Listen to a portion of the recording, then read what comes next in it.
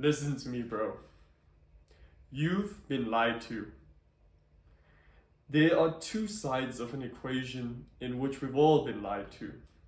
The one side, which we've been taught is bad, is to seek hard tasks and complete them for the sheer reward that they bring, for what they may change in our character, how they may make us strong.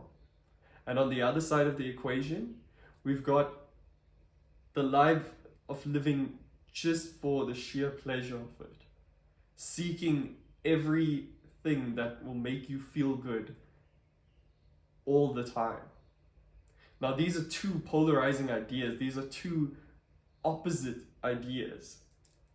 And yes, you may have someone on the far end who the world will deem as crazy, like a David Goggins saying, go and do the hard things, callous your mind. Wim Hof, take cold showers, go and give yourself cold therapy, expose yourself to the cold.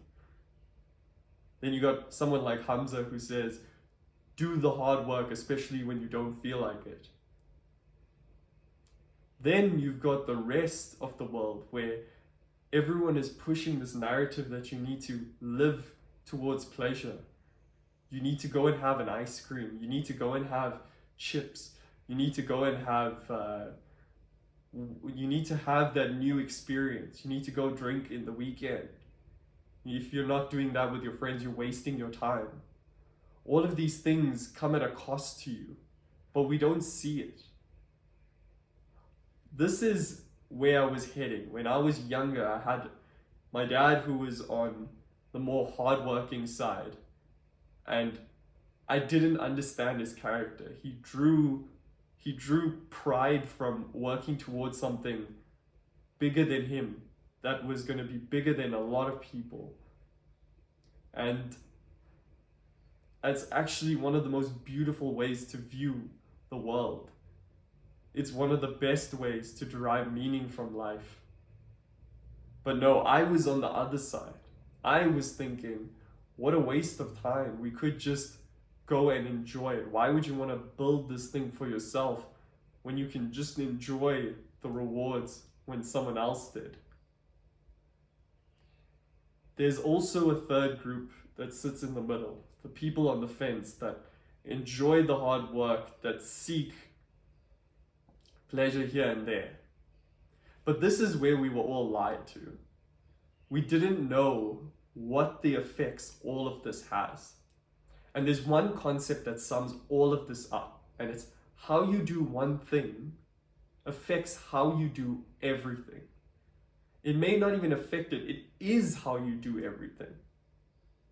How you do everything, it's like what they said in movies, like kung fu.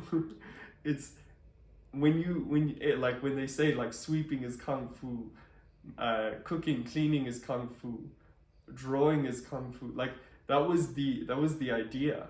And people on the fence are actually the worst off in this equation. And that is just shocking to me, because number one, there's two things, right? If you're seeking towards pleasure, that's fine. Even if you're not necessarily working for it, you're taking the biggest shortcut to it, you're optimizing your life in that way. But the person on the fence gets neither done. They don't get the hard task done, and they don't live fully in the moment to enjoy it. Now, I'm not saying that the hardworking people don't get to live in the moment. Part of them don't.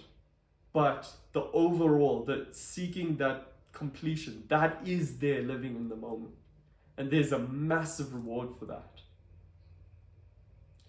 What I want everyone to do is understand where they are in the equation. And obviously, I want people to go more towards the hardworking side. I've made that change for myself, and I've seen that it can be massively rewarding, to the point where you want to take on more and more and more. And you want to do it to the best of your ability. It's how you leave your stamp on the world. Even if that stamp is a little dot in a massive timeline, it's still a dot worth living, because you know that You gave it your all. And there's nothing more powerful than knowing that you gave it your all. Don't underestimate your influence, and eat dates.